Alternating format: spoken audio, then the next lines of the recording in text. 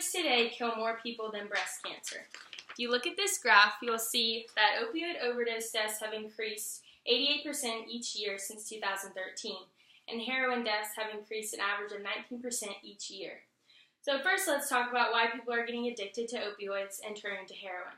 So what caused this increase in deaths? Like I said, over the past couple years, there's been a major increase in opioid overdose deaths. Stats show every day more than 115 people die from overdosing. And this misuse of opioids is leading to people turning to heroin. So 21 to 29% of people misuse opioid prescriptions, and 8 to 12% of these people become addicted. On average, 4 to 6% of people who misuse opioids transition to heroin.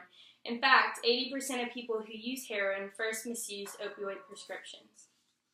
So what's happening is normal people are getting surgery, and then they're prescribed opioids by their doctors, but they're giving more than they're needed. So for example, my brother got shoulder surgery, and the doctor told him that he only needed to take hydrocodone for 4 days, but gave him 2 weeks worth of prescription. So this is happening to other people, and they're becoming addicted. And then all they have to do is call the pharmacy and say that they're still in pain and they can get more pills. So they're getting addicted. Once they can't get any more pills from the pharmacy, they're turning to heroin because it's cheaper and they can get it easier. So what are the HHS and NIH responding to the opioid crisis? How are they responding to it?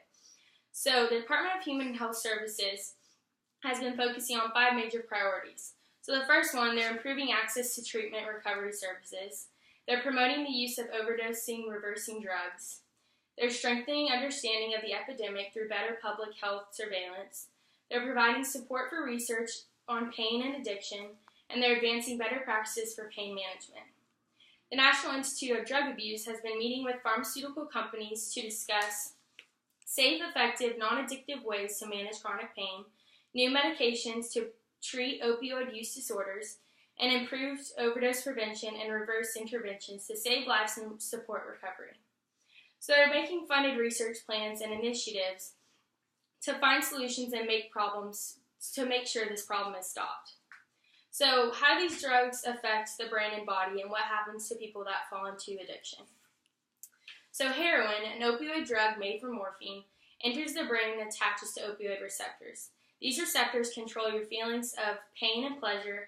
They control your heart rate, your breathing, and your sleeping. So heroin has a lot of short-term and long-term effects. Some short-term effects include nausea, vomiting, itchy skin. They go back and forth between consciousness and unconsciousness. Long-term effects, they can have mental disorders, liver and kidney disease, and infections of the heart. So opioids attack and affect the brain in a similar way that heroin does. The body develops a tolerance when people take opioids over and over. And so then the brain starts to function differently than it did before it was introduced to the drug. So then once the drug is taken out of the brain, your dopamine levels in your brain start to drop. So opioids in the brain block pain sensations, they slow your heart rate, and they reduce your body temperature.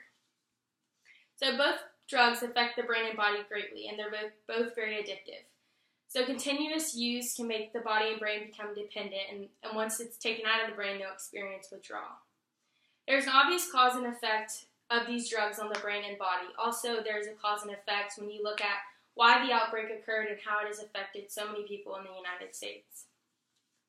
As stated in my speech, there's been a major increase in deaths because of heroin and opioid use. I hope people become aware of the effects and are careful with taking prescriptions in the future.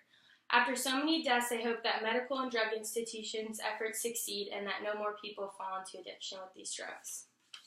My bibliography is How Drugs Affect Brain and Central Nervous System from American Addiction Centers, National Institute on Drug Abuse, Heroin, Does Heroin Cause Brain Damage from American Addiction Centers, How Opioid Use Can Lead to Addiction from Mayo Clinic, and Opioid Overdose Crisis from drugabuse.gov. Woo!